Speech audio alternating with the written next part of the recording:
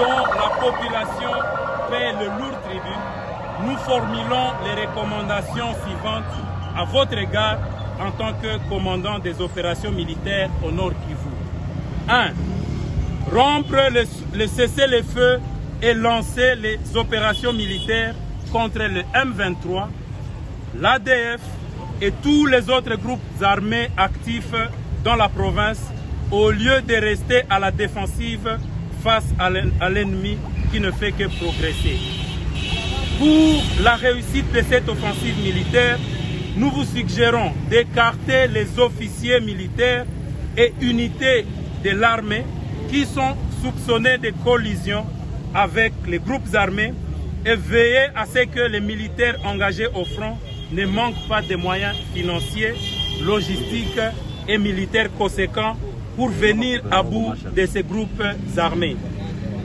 2. Mettre fin aux différentes tracasseries et barrières illégales installées sur différents axes routiers, aussi bien par les membres des groupes armés que quelques brebis galeuses au sein de l'armée congolaise. 3. Mettre fin à la persécution judiciaire que subissent les activistes et d'autres manifestants pacifiques en province du Nord Kivu.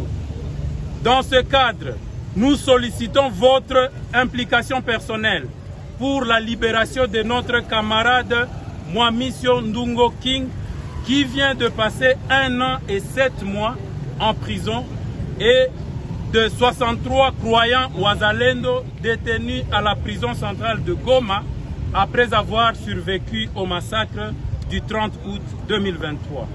4. Mettre en place un programme d'allègement fiscal en faveur des populations du Nord Kivu, appauvries par plusieurs années de conflits armés. 5. Plaider en faveur de la mise en œuvre de toute urgence du programme PDDRCS et lui doter d'un cadre légal opérationnel plus approprié pour donner une sortie digne aux membres de groupes armés qui le souhaitent. 6. Plaider à nos côtés en faveur du retrait immédiat de la force de l'EAC qui cohabite avec le M23 et de la MONUSCO qui fait preuve de passivité face aux groupes armés depuis une vingtaine d'années. 7.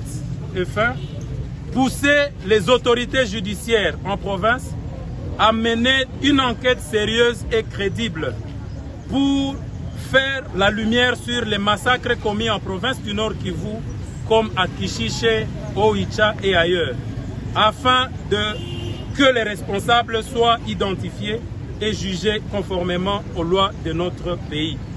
Ainsi fait à Goma le 8 novembre 2023 pour la Lucha, la cellule de communication. À la lucha! À la lucha! À la lucha! À la lucha!